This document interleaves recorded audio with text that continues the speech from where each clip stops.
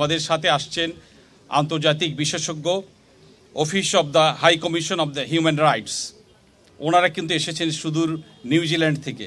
এখানে সিআইডির অফিসারদের, এখানে যারা যারা স্টেক হোল্ডার আছে, ফরেন্সিক, ডক্টরস, সিটি কর্পোরেশনের লোকজন, বিভাগীয় কমিশনার, ঢাকা মেট্রোপলিটন পুলিশের সদস্যবৃন্দ, সকলকে তারা কিন্তু নিবিড়ভাবে প্রশিক্ষিত করেছেন।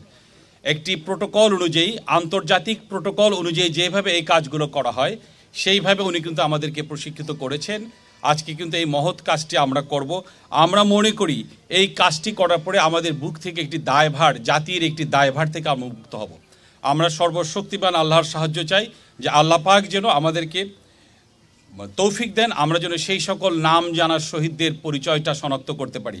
আপনারা দেখেছেন তাদের আত্মীয় স্বজন, পিতা মাতা, ভাই বোনেরা এখানে আসছেন, তারা কিন্তু এতদিন ধরে ঘুরেছেন তাদের সেই সকল স্বজনদেরকে চিহ্নিত করার জন্য।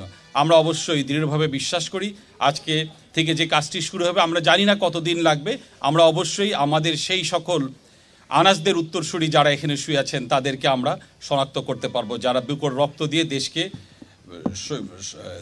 স্বৈরাচার মুক্ত করেছিলেন। আমরা তাদেরকে শনাক্ত করতে পারবো।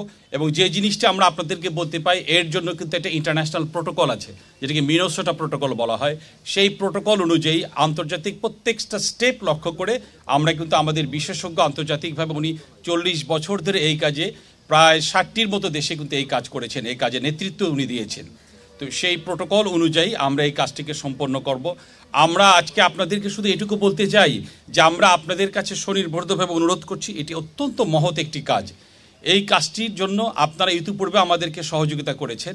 আমরা চাইব যে আপনারা আপনাদের সহযোগিতার হাতকে প্রসারিত করবেন, যেমন ইন্টারন্যাশনাল প্রোটোকল অনুযায়ী এই ধরনের ছবি যেন কোথাও প্রকাশিত না হয়। এই লাশ, এই যে আমরা যে নিয়ে আসবো, আপনারা দয়া করে এই যে সর্বোচ্চ সতর্ক থাকবেন, এই কাজগুলোয় আমাদেরকে সহযোগিতা করবেন।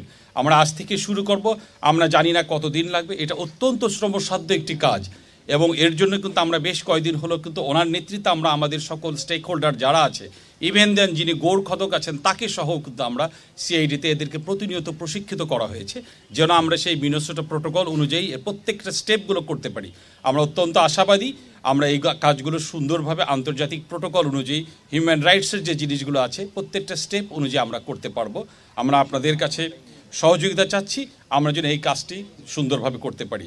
আর সিআইডির তরফ থেকে আমরা আপনাদেরকে আবারও অভিনন্দন জানাচ্ছি। সেই সকল আত্মীয় স্বজন যারা এখানে আসছেন, সকলের আশাটা পূরণ হবে এই আশাবাদ ব্যক্ত করে আমি আপনাদের সকলের সহযোগিতা চেয়ে আমার বক্তব্য শেষ করছি। আমি আমাদের যে ইন্টারন্যাশনাল এক্সপার্ট যিনি আসছেন, লুইস ফান্ডারবার্গ, ওকে কিছু বলার জন্য অনুরোধ করছি। Luis. Assalamu alaikum. Good morning, everyone.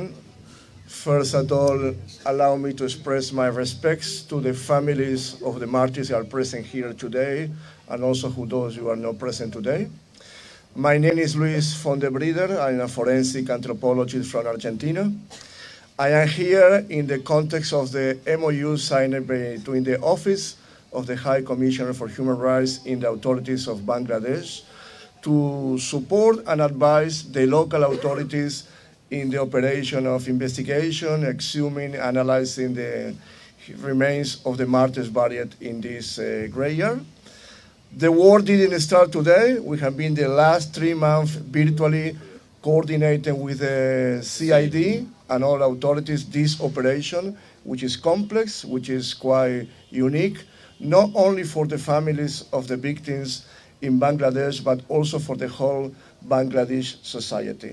My work will be to guarantee the international standards are followed in this operation according to the international forensic rules. As far as I've seen until today, the organization has been excellent. The infrastructure has been very good. We have sessions of lectures with the local forensic scientists. So we trust the work will be done according to international rules. The work will take time. This is not magic. To identify a dead body is a complex process, but be sure the local authorities, forensic colleagues, and DRC will be behind every aspect of the operation and to give answers to the families is what they are waiting now, answers for the authorities. So that is my work. We are just starting today. Thank you very much for your presence today and available for any technical questions. Thank you.